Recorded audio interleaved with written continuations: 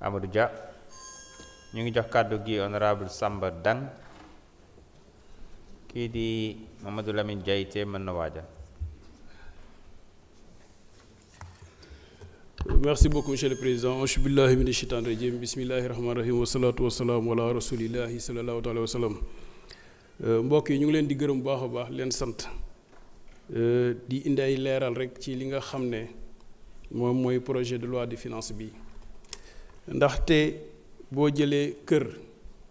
dafa am loo xam ne moom mooy mën-mënam ci dépense masalan kër mën na am junni ci dépense wala ñaari junni wala ñetti junni sunu kër gii di Sénégal nag jàpp nañ ne war nañoo mën a am junni ci dépense ñu ne kon junni bi nan lañ koy defee ci biir junni boobu nag dañoo bokk ci am réew wala ab dëkk boo xam ne kër gi daa bokk ci dëkk boo xam ne nee nañ sa dépense boo ko jëlee mën nga cee leb ba juróom-ñaar fukk yooyu nag waroo koo romb réew mi bi ñu koy jël jàppoon nañ ne romb ñu juróom-ñaar fukk yooyu ñoo ngi ci juróom-ñaar fukk ak ñett waaye ndekete réew mi bi ñu koy jël ñun ñoo ngi ci téeméer ak fanweer boo ko jëlee ci de manière générale wala téeméer ak fukk ak juróom-ñeent de manière particulière loolu nag moo waral kon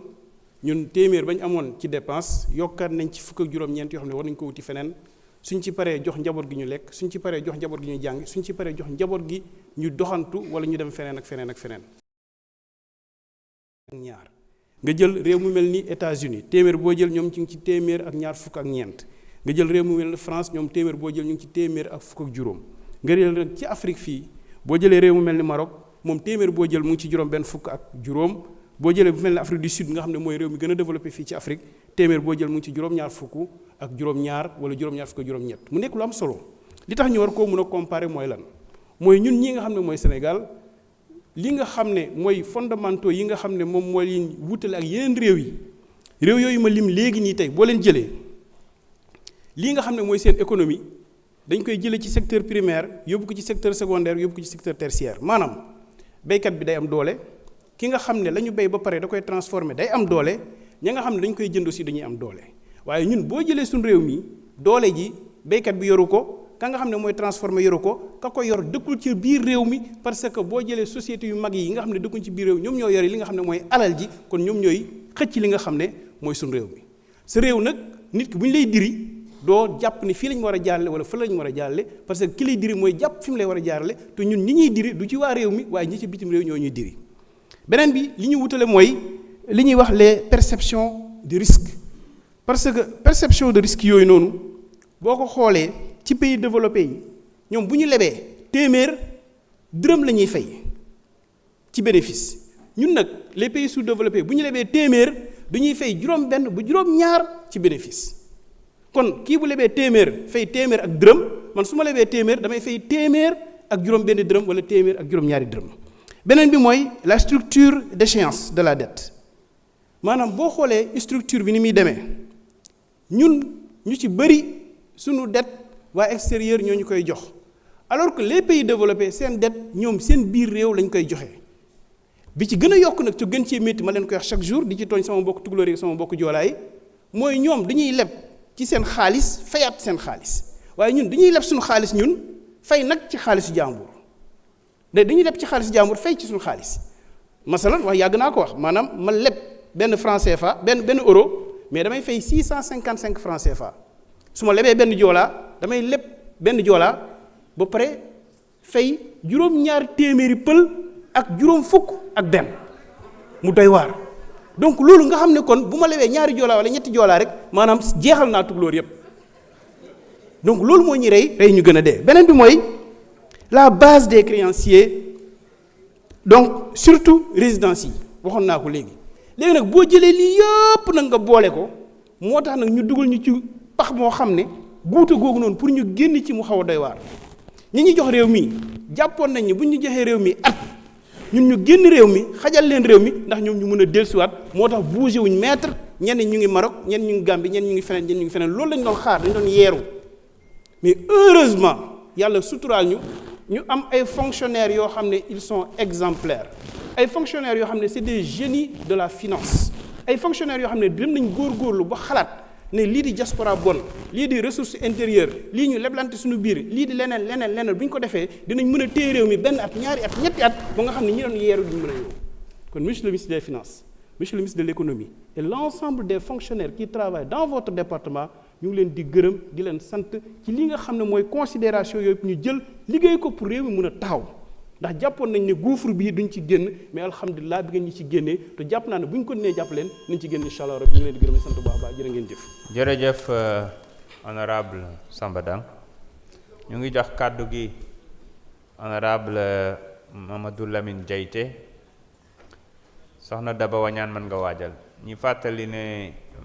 ku bëgg a jël kàddu ci à partir de ton siège aussi c'est possible ndax système bi ñëwaat na. Asalaamaaleykum chers collègues, monsieur le ministre maa ngi leen di nuyu monsieur le président maa ngi leen nuyu di nuyu sa collaborateurs yi monsieur le ministre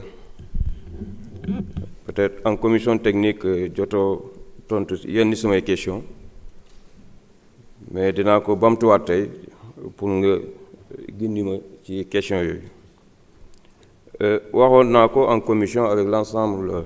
de certains de vos collaborateurs maanaam ministres yi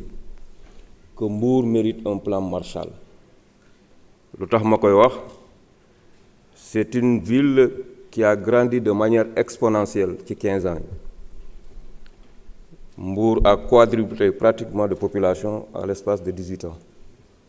Ça c'est les données de l'ANSD. te loolu nag dafa laaj ay mesures d'accompagnement. Mbour manque de beaucoup de choses. D'abord assainissement. Pendant la saison des pluies, c'est la catastrophe en Mbour. Foo dem tu es obligé de rebrousser chemin parce que doo am foo jàll. Bëgg naa vraiment ñu jàppale le ministre de l'assainissement ak le ministre de l'urbanisme et le ministre des infrastructures ñu jàppale ñu sur l'évacuation des eaux de pluie. Beneen bi mooy les infrastructures scolaires. Mbour, il y a des CM où les classes sont pléthoriques, plus de 100 élèves par classe. C'est difficile pour les enseignants, mais surtout le personnel administratif pour nous mener à gérer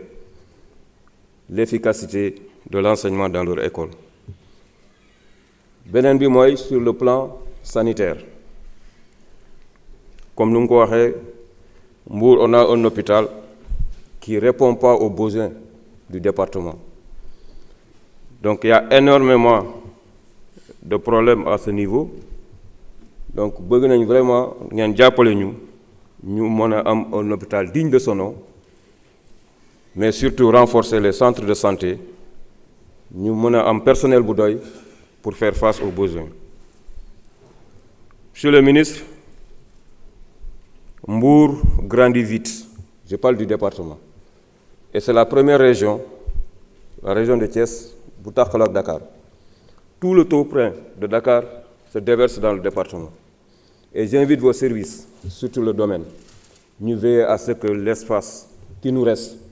ñu aménager ko pour y ériger des zones économiques. Loolu dina ci baax lool. On ne veut pas être à l'image de Kër Massar. yoo xam ne y a pratiquement 0 usine ci zone yooyu. Donc Mbour ñu ngi ci parce qu'avec le port de Ndayane, ça va beaucoup impacter sur l'économie.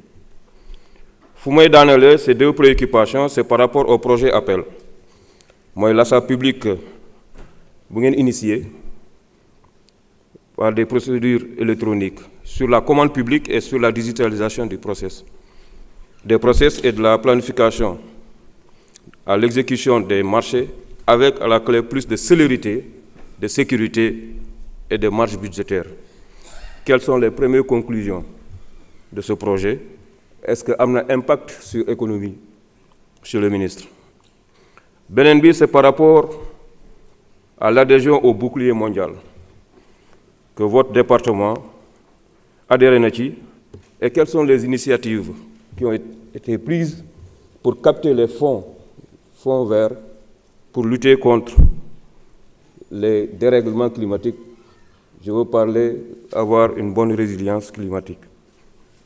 Donc, loolu laa amoon comme préoccupation Et j'espère que les jours à venir avec les autres ministères, j'aurai avec d'autres problèmes. Je vous remercie.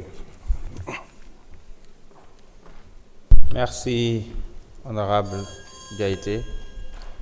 Honorable Daba Wanyan, vous avez la parole. Ibrahim Mbeng se prépare.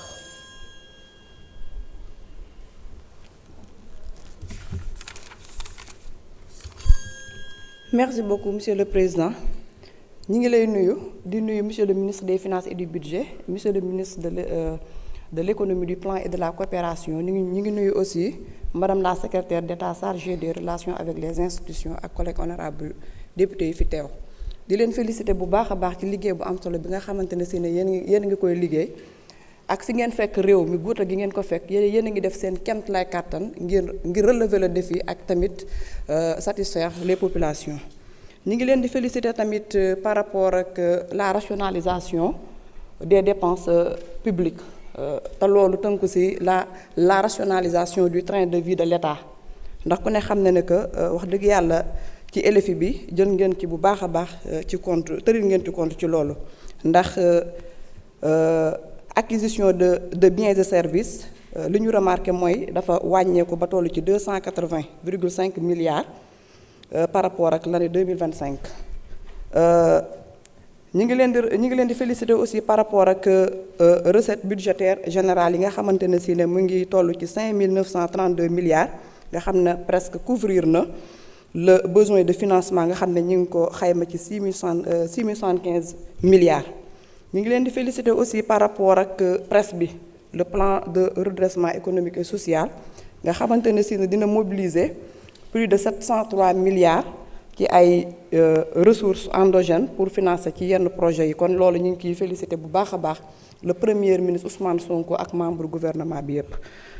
Monsieur le ministre gis nañ ne que nag Cour des comptes dañu publier woon ay rapports yoo xamante ne si ne dañ ci tënk l'évaluation des finances publiques de 2019 au 31 mars 2024. ci évaluation boobu mu amoon ay insuffisances yoo xamante ne si ne dañ ci préconiser woon ay recommandations yoo xamante ne si ne da ngeen ko waroon a appliquer ci recommandation yooyu may laaj yan recommandation ngeen jël en compte ci loi de finances bu 2026 bi ak yan recommandation ngeen jëlut en compte maanaam yan recommandation ñooy xaar. Gis nañ tamit ci orientation budgétaire yi programme yu am solo yi nga xamante ne si ne moom ngeen teg ma man ki citer le programme qui consiste à construire et à équiper 35 centres de santé lii nag vraiment maa ngi sàkku bu baax a baax ngeen bàyyi ci xel waa département Kébémer ndax mën naa ne dañu manqué pratiquement y a pas d'hôpitaux Darou Moussi nga xamante ne si ne moo nekk la plus grande commune de la région de Louga centre de santé moo fa am te ce n'est pas bien équipé kon foofu maa ngi sàkku centre de santé bi ñu ériger ko mu nekk hôpital de type niveau 1 waaye tamit maa ngi sàkku la construction de centres de santé dans les autres arrondissements lu ci mel ne arrondissement bu Ndande ak arrondissement bu Sagata ba tey tamit ci programme yi gis naa ngeen prévoir la construction de 23 centres de formation professionnelle